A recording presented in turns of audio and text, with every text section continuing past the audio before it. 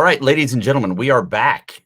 We've been talking to you about run schemes. We've been talking to you about a whole bunch of different things schematically, but we thought it would be important to actually get into the positions themselves. There's a lot of vocabulary that gets thrown around about different positions. Different coaches use different names for the same position.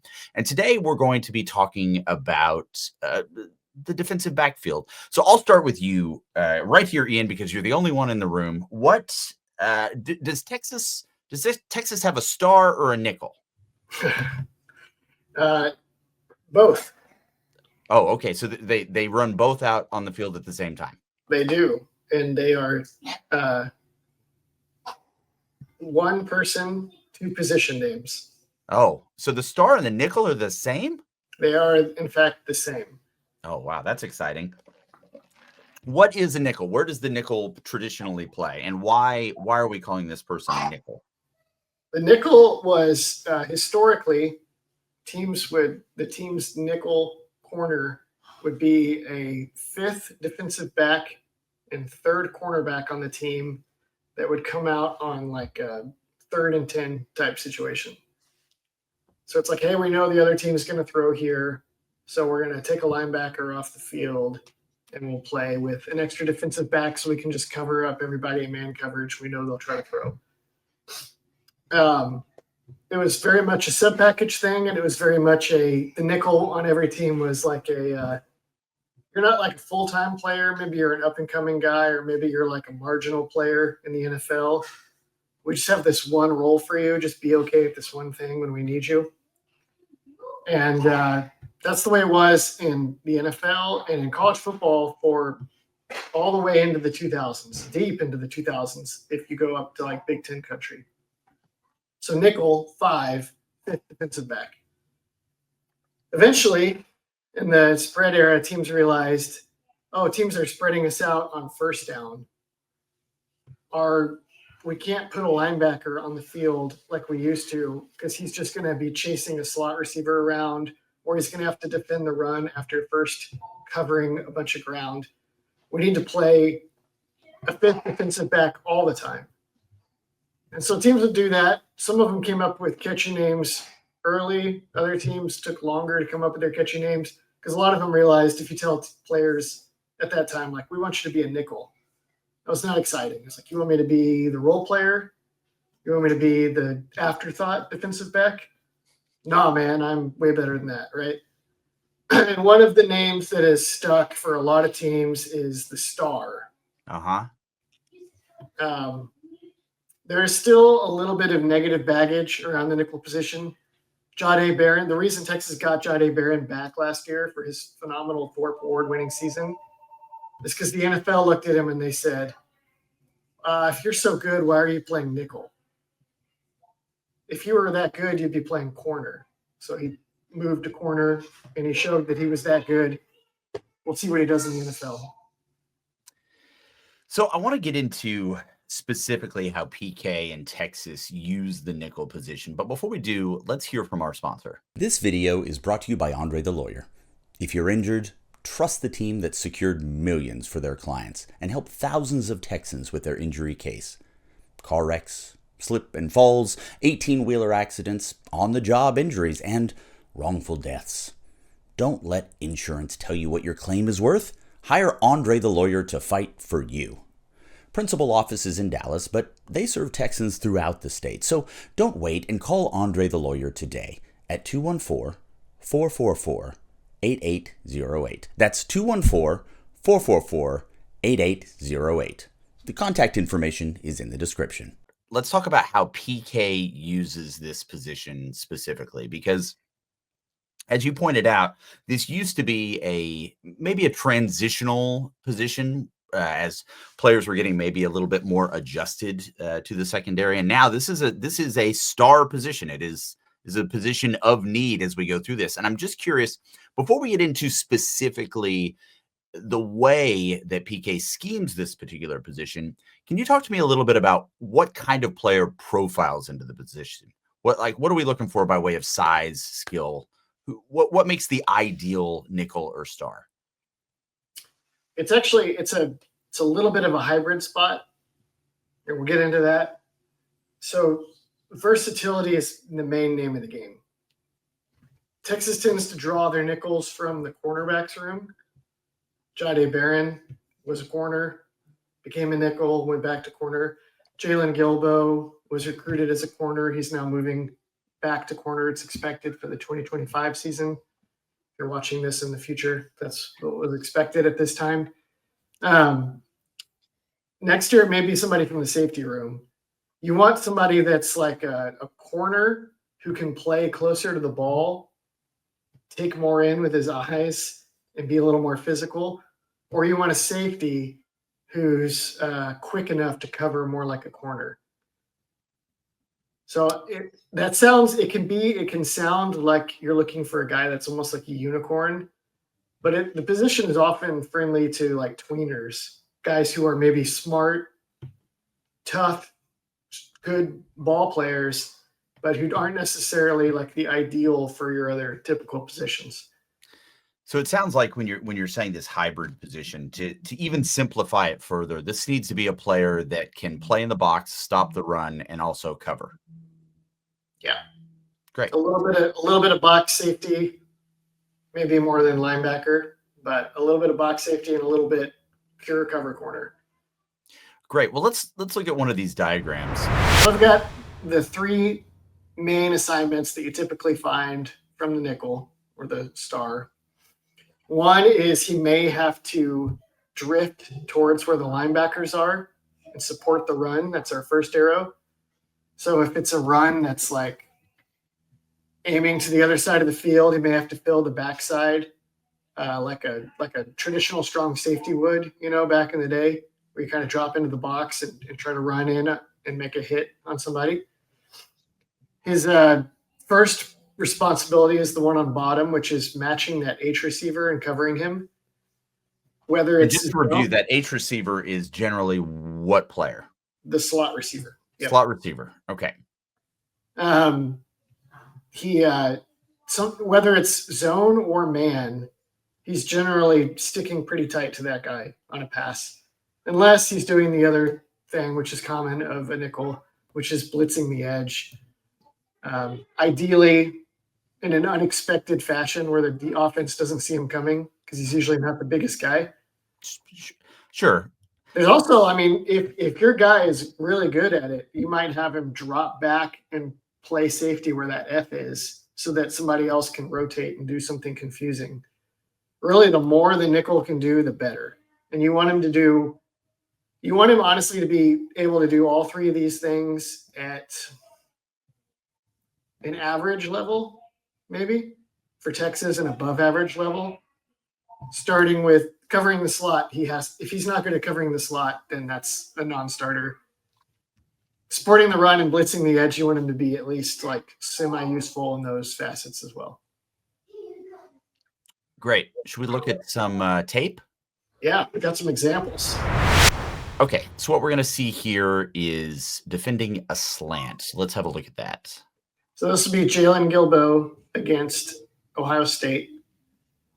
And you can see if you pause it, he's on the hash mark. He's matched up with a slot receiver. And it's a pass, so he's got his first responsibility is covering him. The nickel does have help. Potentially outside the ball, if the receiver goes outside, he might have help from the corner, maybe not, depending on the coverage. He generally has some degree of help behind him from the safety. And then theoretically help inside from the linebackers, but that's what you can probably count on the least. So he's not completely on an island, but as you can see in this example, he's in quite a lot of space.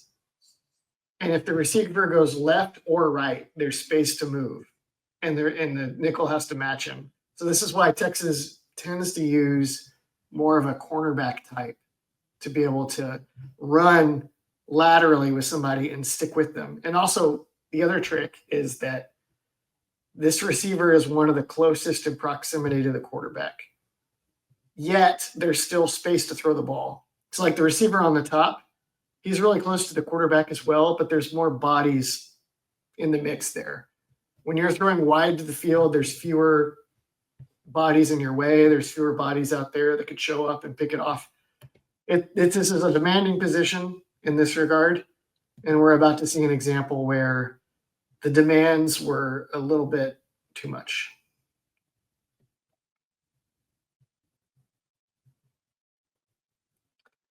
That's Emeka Egbuka in Ohio State.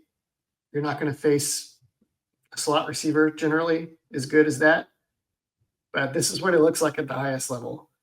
Trying to stick with that guy, and your linebacker is not even necessarily wrong in his alignment. It's just a lot of ground to cover, and it's hard to cover that stuff up.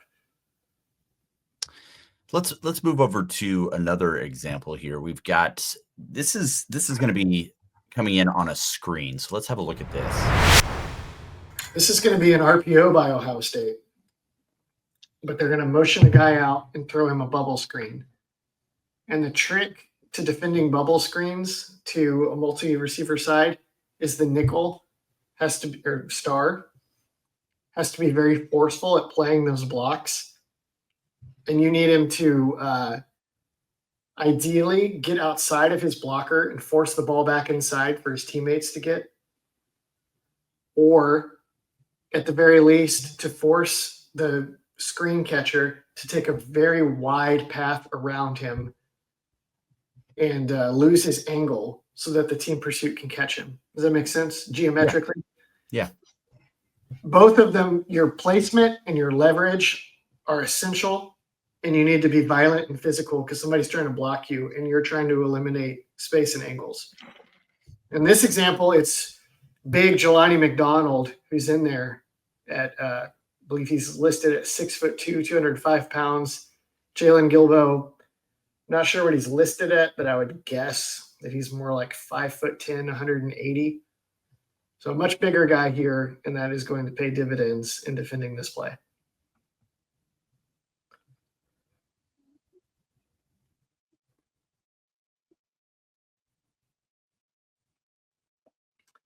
Might have been held a little bit.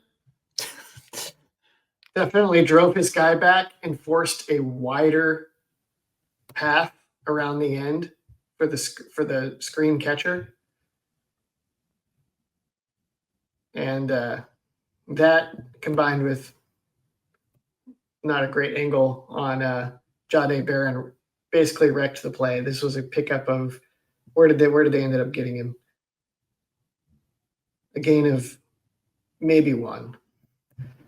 That's what good perimeter defense looks like. Sometimes the nickel is defending the edge against the run, but a lot more times he has perimeter defensive responsibilities, but they're involved defending passes, short passes behind the line of scrimmage. That's like an essential task for the nickel, is playing those well.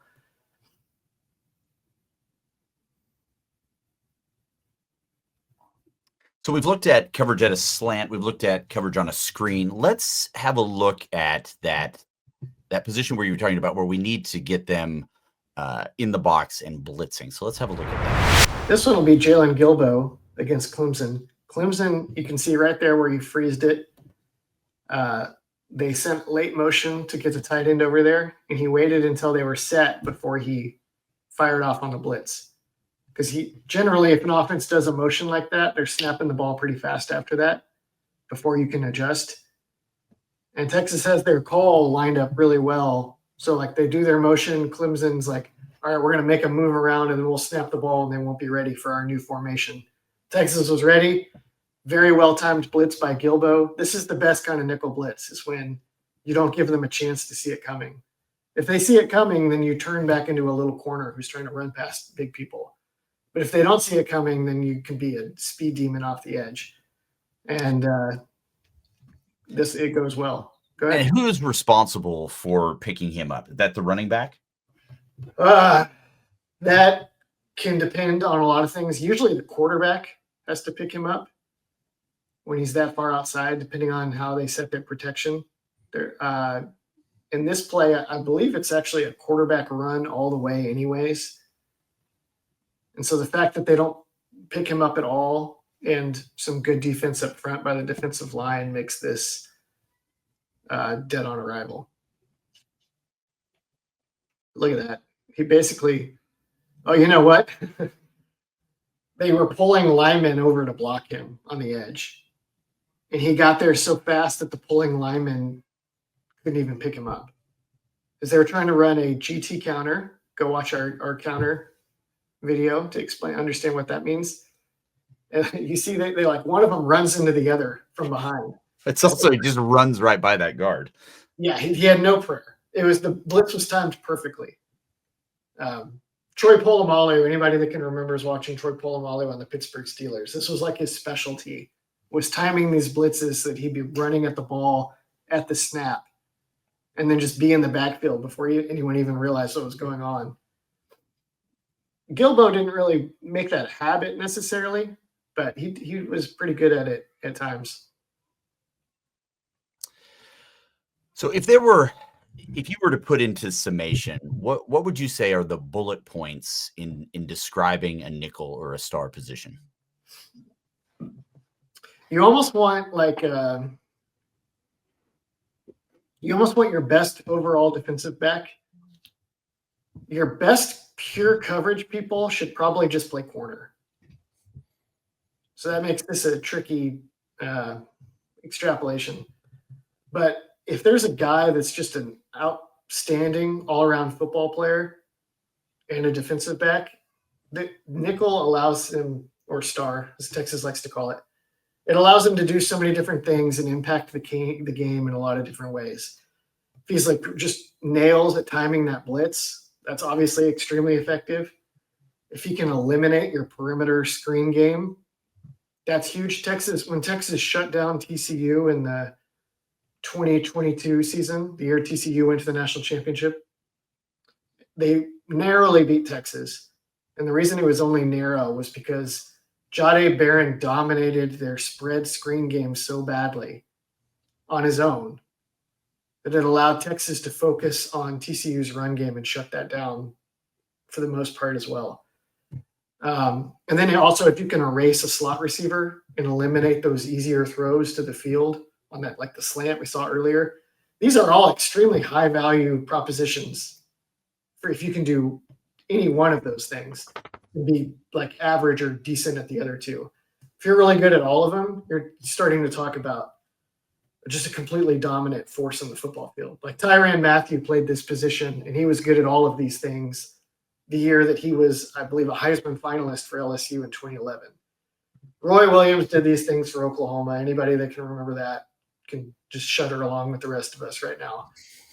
Michael Huff did like a version of this, but they didn't even play nickel at the time. Right. It's tough because, like I said before about Jahdae Barron, the NFL doesn't necessarily value guys who dominate games from this position in college. But anytime you can get away with sticking an all-world player there, it wrecks so many things that offenses want to do. And that's why they like to call it the star, so they can try to convince some of the better players to do it. That's great.